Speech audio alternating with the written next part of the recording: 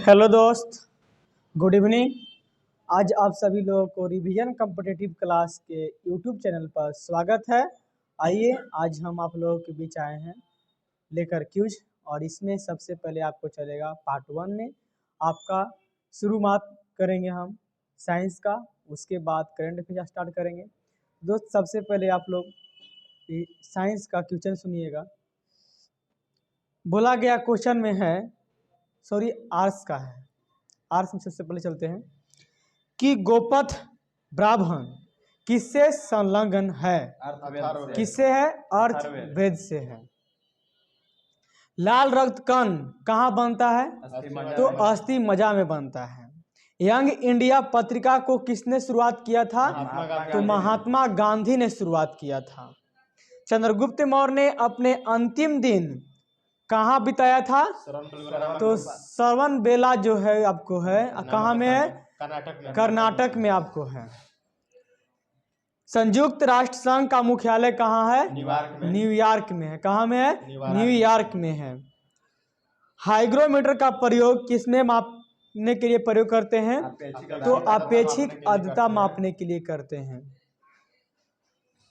भारत के महान्यायवादी की नियुक्ति कौन करता है? तो भारत के महान्यायवादी की नियुक्ति आपको राष्ट्रपति करेंगे। यूरोप के खेल का मैदान को क्या कहते हैं? तो स्विट्जरलैंड कहते हैं। क्या कहते हैं? स्विट्जरलैंड कहते हैं। अनुच्छेद 85 के अनुसार संसद के दो सत्रों के बीच का युद्ध शुद्ध अंतराल कितना होता है?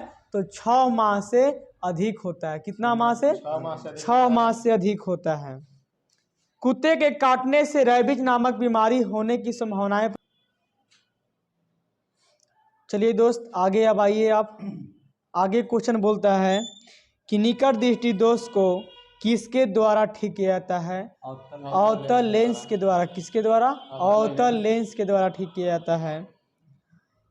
अनुच्छेद 85 के अनुसार संसद के जो 2 सत्र हैं वो बीच का अंतराल कितना माह का होता है? तो 6 माह का होता है। कुत्ते के काटने से कौन सी बीमारी होती है? तो रेबीज की बीमारी होती है। कौन होती है? रेबीज। पीतल किसका किसका मिश्र धातु है? तांबा जस्ता का मिश्र धातु है। राज्य हड़प नीति को कौन गवर्नर जनरल ने अपनाया था? तो लॉर्ड डलहौजी। मोमबत्ती का जलना क्या कहलाता है? तो रासायनिक परिवर्तन कहलाता है। और मोमबत्ती का पिघलना भौतिक परिवर्तन आपको है, ध्यान दीजिएगा। अकबर के शासनकाल में राजस्व व्यवस्था किसके हाथ में था?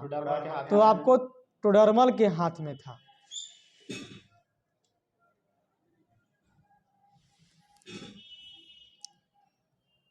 आगे आइए। कास्टिक सोडा का सूत्र क्या होता है? NaOH होता है। भूमध्य सागरीय प्रदेशों में पेड़ों पर चढ़ी लताओं को क्या कहते हैं? तो लियाना कहते हैं। विनोबा भावे ने भूदान आंदोलन की शुरुआत कब किया था? तो 1951 में किया था। और कहाँ में? तेलंगाना में किया, पोंचापल्ली से किया था। पोंचापल्ली एक जिला है और आपको राज्य बोलेगा तो तेलंगाना हो जाएगा। बैटरी में रासायनिक ऊर्जा का विद्युत ऊर्जा में परिवर्तित करता है। हीनयान तथा महायान किसके 2 भाग थे? तो बौद्ध धर्म के थे। मानव शरीर की बड़ी ग्रंथि को क्या कहते हैं? तो यकृत कहते हैं। क्या कहते हैं? यकृत कहते हैं। सरकार की संसदीय ढांचा का सबसे आवश्यक तत्व कहाँ किससे प्रभावित होता है? तो संसद की संप्रभुता से है। मूसी नदी कहाँ बसा है? हैदराबाद के किनारे बसा है। पीर पंजाल श्रेणी आपको कहाँ में स्थित है? तो आपको जम्मू कश्मीर में है। भ्रूण को भोजन कहाँ से प्राप्त होता है? तो गर्भनाल के द्वारा होता है। नदियों तालाबों आदि में पाए जाने वाले जलीय हरे पौधों को क्या कहा जाता है? तो सवाल, जैसे हरा होता है, कवक, फंजाई सब हो गया, प्रोटोजोआ हो गया, तो ये सवाल होता है। धमनी का प्रतिपादन नहीं, धम्म नीति का प्रतिपादन कौन किया था? अशोक ने। तो अशोक ने किया था। राष्ट्रीय ध्वज का प्रतीक क्या है? तो तिरंगा आपको है। चलिए आगे आते हैं। 3 रंग होते हैं। 13वीं शताब्दी में सेना का सर्वोच्च अधिकारी खान था। कोयला कौन से चट्टान में पाया जाता है? अवसादी चट्टान में पाया जाता है। आगे बताइएगा। हमारे भोजन में सकारात्मक खाद्य पदार्थ किससे मिलता है? तो विटामिन और खनिज से मिलता है। किससे? विटामिन और खनिज से। हाँ हुआ। चलिए दोस्त, अब आते हैं आपको करेंट अफेयर की ओर लेकर। आप लोग ध्यान दीजिएगा, क्वेश्चन सुनिए क्या कहता है कि 23 जुलाई से 8 अगस्त 2021 के मध्य टोक्यो जापान में आयोजन हुआ था। तो कब कहाँ में हुआ था? कौन सा मतलब ओलंपिक हुआ था? 32वां ग्रीष्मकालीन ओलंपिक खेला गया था। कौन खेला गया था? 32वां ग्रीष्मकालीन ओलंपिक। शुभांकर इसका कौन था? मिराटोबा हुआ था। कोविड-19 महामारी के दौरान पूरे इंडिया में एकजुटता दिखाने के लिए ओलंपिक के आदर्श को बदलकर क्या किया गया था? Faster high. हाँ ठीक है। आगे बताइएगा। इस बात का लैटिन संस्करण कौन कौन की था? सीरिया था, अल्टियस था, फर्टोयस था, कम्यूनिटर था। इसका मुख्य विषय क्या था? United by emanation. ठीक है, यूनाइटेड बाय इमोनेशन। कुल देश इसमें कितने थे? 206 गो। तो राष्ट्रीय ओलंपिक समिति और शरणार्थी ओलंपिक टीम इसमें सहित सब था। कुल खेल एवं प्रतिस्पर्धाएं, आपको खेल कितना था? 33 गो। प्रतिस्पर्धाएं कितना था? 339 प्रतिस्पर्धाएं। टोक्यो ओलंपिक 2020 में 4 नए खेलों को शामिल किया गया था। तो किसको किसको शामिल किया गया था? कौन कौन है? कराटे, स्केटबोर्ड, सर्फिंग और स्पोर्ट्स क्लाइंबिंग था। ओलंपिक खेलों में पहली बार महिला खिलाड़ियों की संख्या लगभग पुरुषों के बराबर रही। तो कितना % महिलाएं खिलाड़ी थी? 48.8% महिलाएं थी। टोक्यो एशिया का पहला शहर बना जिसने 2 बार ग्रीष्मकालीन ओलंपिक खेलों की मेजबानी किया। तो कब से कब तक किया था? 1964 से 2021 तक किया था। आगे, न्यूजीलैंड ने भारोत्तोलन में महिलाओं को प्लस 78 किलोग्राम वर्ग में भाग लिया।